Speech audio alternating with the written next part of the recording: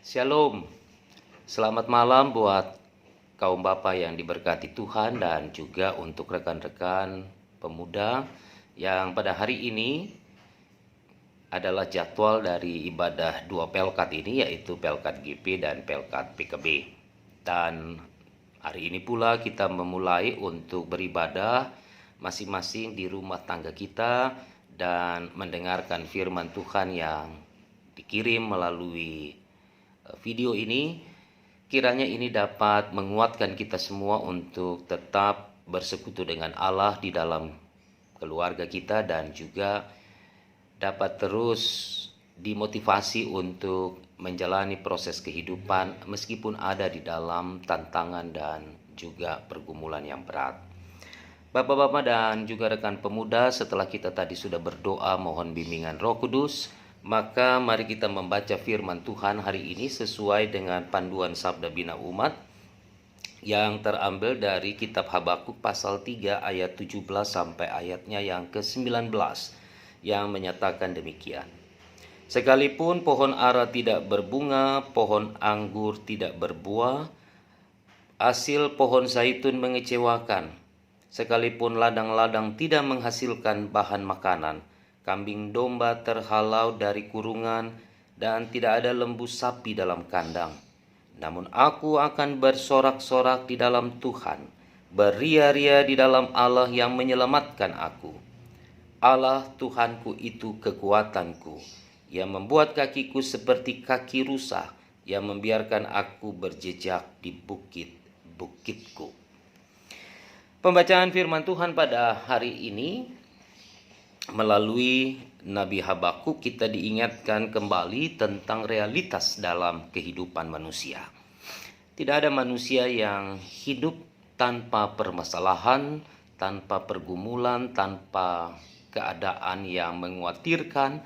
Bahkan kehidupan manusia selalu dihiasi dengan berbagai kemelut demi kemelut yang terjadi.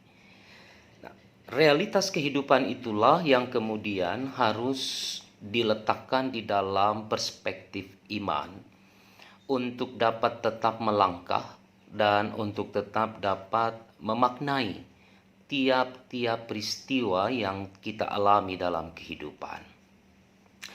Kisah yang disampaikan oleh kitab Habakuk pasal 3 yang kita baca tadi, ini merupakan doa dari sang nabi di dalam kekecewaan ataupun di dalam ketidakpahamannya menyaksikan dan juga mengalami peristiwa-peristiwa kehidupan bersama dengan Tuhan. Ada ratapan yang nampak di dalam doa sang nabi ketika ia merasa Tuhan hanya berdiam diri, Tuhan tidak melakukan sesuatu, Tuhan tidak bekerja sebagaimana yang diharapkan oleh umatnya. Ketika mereka mengalami masalah, ketika mereka mengalami persoalan kehidupan, ketika tanaman-tanaman dan hasil-hasil dari pekerjaan yang seharusnya menghidupi mereka di Kanaan, itu semuanya musnah. Semuanya sirna, semuanya tidak menghasilkan apa-apa. Bahkan hewan-hewan yang dipelihara pun tidak lagi dapat menghasilkan dan menopang kehidupan umat Tuhan. Ada pemberontakan di dalam jiwa sang nabi ketika realitas kehidupan ini tidak diletakkan dalam perspektif iman. Ia menyaksikan bagaimana orang fasik hidup di dalam keadaan yang sangat baik, bahkan orang-orang fasik ada di dalam kekayaan, kemakmuran, sedangkan umat Tuhan yang menyembah kepada Tuhan Allah, kepada Yahweh, hidup di dalam kemelaratan, kemiskinan, penderitaan, bahkan kematian. Gejolak iman yang dialami oleh Habakuk inilah kemudian yang dirangkumkannya di dalam doa di pasal yang ketiga sebagai sebuah doa ratapan, doa yang berteriak mempertanyakan hakikat dan keberadaan Allah yang dianggapnya hanya berdiam diri, tidak melakukan apa-apa, di tengah-tengah penderitaan umatnya. Bapak-bapak dan juga rekan-rekan pemuda yang diberkati Tuhan, kehidupan manusia senantiasa juga diperhadapkan dengan berbagai tantangan. Apa yang dialami oleh Habakuk dan Israel di Kanaan juga dihadapi oleh saudara dan saya dalam kehidupan kita masing-masing, dalam pekerjaan, dalam rumah tangga, dalam kehidupan bermasyarakat, dalam kehidupan bergereja, bahkan dalam kehidupan berbangsa dan bernegara. Saat ini, kita semua sebagai umat Tuhan, sebagai anak bangsa, sebagai manusia di bawah kolong langit di dunia ini, sedang berhadapan dengan satu fenomena, satu keadaan yang mengkhawatirkan kita semua, yaitu kehadiran dari virus yang mematikan COVID-19 atau yang biasa kita kenal dengan sebutan corona.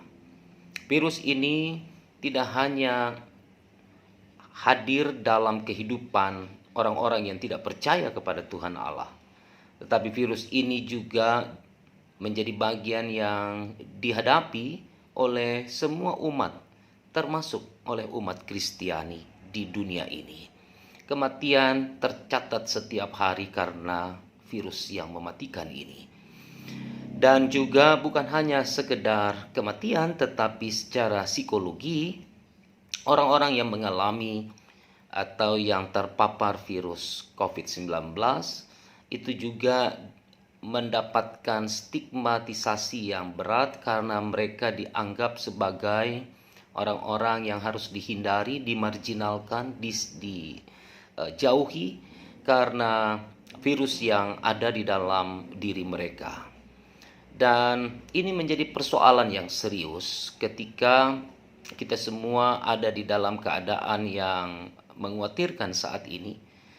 Pemerintah mengeluarkan sebuah instruksi untuk kita semua ada dalam social distancing, adalah sebuah tindakan untuk mencegah penyebaran dari virus ketika kita ada di dalam kerumunan banyak orang, di dalam perkumpulan, pertemuan-pertemuan yang bisa dipastikan bahwa ketika virus itu ada, maka dia akan menjadi bagian yang dibagikan di dalam kehidupan orang lain. Kekasih-kekasih Tuhan, keadaan yang kita alami juga kadangkala membuat kita juga berteriak dalam doa-doa kita seperti Habakuk. Kita juga meminta Tuhan untuk bertindak. Kita juga kadangkala menempatkan Tuhan sebagai Tuhan yang pasif, Tuhan yang tidak melakukan apa-apa, Tuhan yang hanya diam dan menyaksikan kematian demi kematian setiap hari. Dan kita juga kadangkala frustasi dengan situasi ini, dan kemudian iman kita tidak lagi dapat dipakai sebagai sebuah senjata di dalam menghadapi kenyataan dan konsekuensi kehidupan ini. Firman Tuhan hari ini menarik untuk kita telaah, kita cermati, kita renungkan bahwa di balik setiap peristiwa, di balik setiap persoalan, di balik setiap pergumulan kehidupan, kita harus mencari titik lain, kita harus melihat dalam perspektif dan sudut pandang yang berbeda dengan apa yang kita alami dan rasakan, yaitu dalam perspektif syukur. Nabi Habakuk di dalam ayat 17 yang kita baca tadi menjelaskan bahwa tidak ada satupun kehidupan, tidak ada satu hal pun yang dapat dibanggakan, tidak ada satu hal pun yang dapat dihasilkan di dalam kehidupan umat Tuhan. Semuanya tidak ada. Pohon ara tidak berbunga, pohon anggur tidak berbuah, zaitun mengecewakan, ladang-ladang tidak menghasilkan makanan. Bahkan dikatakan di dalam ayat 17 bagian B, kambing domba dan lembu sapi tidak lagi ada di dalam kandang. Semuanya hilang. Tidak ada harapan dalam kehidupan. Tidak ada harapan di dalam menjalani proses hidup. Tetapi di ayat 18, saudara-saudara mari kita perhatikan, dikatakan oleh Habakuk, namun aku akan bersorak-sorak di dalam Tuhan, beria-ria di dalam Allah yang menyelamatkan aku. Habakuk tahu benar bahwa keadaan yang dialami oleh bangsa Israel, oleh umat Tuhan ini adalah keadaan yang sangat sulit, keadaan yang memprihatinkan mereka semua. Namun di balik situasi itu, di ayat 18 ada satu kekuatan yang dihembuskan oleh sang nabi kepada umat Allah, bahwa aku akan bersorak-sorak dan beria-ria di dalam Allah dan Tuhanku. Saudara-saudara, ini adalah sebuah perspektif yang berbeda yang ditawarkan oleh Habakuk di dalam menghadapi situasi dan keadaan yang berat dalam hidup ini. Kita harus juga mampu untuk melakukan apa yang disampaikan oleh sang nabi dalam hidup dan kehidupan kita hari ini. Ketika virus corona itu begitu mengkhawatirkan, begitu menakutkan kepada kita semua, tetapi biarlah kita tetap bersorak-sorak, beria-ria di dalam Tuhan dan di dalam iman, karena tidak ada yang tidak dapat Tuhan lakukan dalam kehidupan kita. Tidak ada penyakit yang tidak dapat Tuhan pulihkan dalam kehidupan kita. Tidak ada pergumulan yang tidak ada solusi di dalam kehidupan kita. Oleh sebab itu, mari melihat setiap peristiwa dalam hidup ini dalam perspektif syukur, dalam perspektif untuk selalu beria-ria dan bersorak-sorai, meskipun situasi dan keadaan yang kita alami tidak memampukan kita untuk setiap saat bersyukur di dalam keadaan yang benar. Saudara-saudaraku yang dikasihi dan diberkati oleh Tuhan Yesus Kristus, karena itulah di ayat 19 dikatakan, Allah Tuhanku, kekuatanku. Sang Nabi mau mengatakan bahwa tidak ada Allah yang tidak memperhatikan, tidak ada Allah yang tidak akan memberikan apa yang diminta oleh umatnya. Ketika mereka meminta belas kasihan Allah, ketika mereka meminta Tuhan bertindak atas penderitaan mereka, maka sang Nabi menegaskan bahwa Allahku adalah kekuatanku. Ia membuat kakiku seperti kaki rusa. Ia membiarkan aku berjejak di bukit-bukitku. Yang akan mendampingi, menyertai perjalanan kehidupan kita ke depan, meski di dalam situasi yang sulit. Sang Nabi juga menegaskan bahwa Tuhan akan memberikan kekuatan bagi kaki kita. Kenapa kaki? Karena kaki dipakai untuk melangkah, untuk berjalan ke depan. Karena itulah ketika kaki kita dibuat seperti kaki rusa yang kokoh, untuk melompati batu-batu, untuk melompati jurang, untuk melompati apapun yang merintangi kehidupan dan merintangi perjalanannya.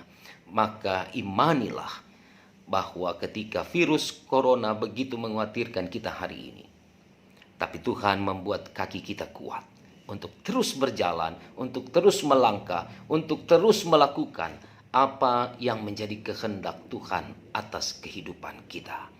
Rekan-rekan PKB dan rekan-rekan pemuda-pemudi yang diberkati Tuhan, biarlah melalui perenungan singkat ini, kita semua diingatkan oleh Tuhan hari ini dalam persekutuan kita di tengah rumah tangga dan keluarga, bahwa tidak ada yang tidak dapat Tuhan lakukan. Tidak ada yang mustahil bagi Allah. Selagi iman ini masih kita miliki, maka pakailah iman ini untuk melihat setiap persoalan dalam perspektif syukur, supaya kita dapat beria-ria, bersorak-sorak di dalam penderitaan yang kita alami, karena kita tidak berjalan sendiri. Kita berjalan bersama dengan Allah yang adalah kekuatan kita. Kita berjalan dengan Allah yang adalah sumber kesembuhan itu. Kiranya Tuhan Yesus menyertai dan memberkati saudara-saudara di dalam perjalanan kehidupan ke depan. Amin.